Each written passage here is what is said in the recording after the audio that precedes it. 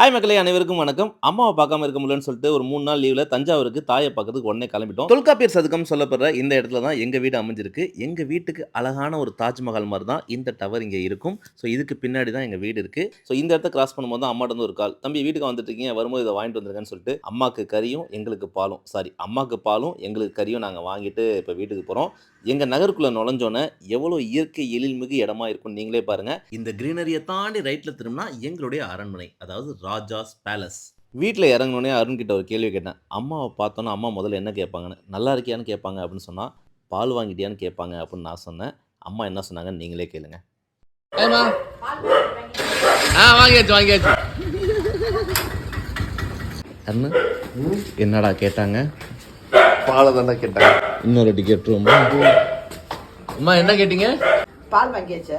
அவங்க ஏன் அப்படி கேட்டாங்க அப்படின்னா, எங்களுக்கு அம்மாவுடைய ஃபேவரைட் என்னன்னு பார்த்தீங்கன்னா, அவங்களுடைய டீ தான். செம்ம டேஸ்ட்டா பண்ணுவாங்க. அப்படியே சூடா கையில குடுத்துட்டு பாசமா ஒண்ணு சொல்லுவாங்க பாருங்க. Welcome to Thanjavur. ஓகே, அம்மா டீ குடிச்சா தான் தஞ்சாவூருக்கு வந்ததுக்கு அழகு. சியர்ஸ்.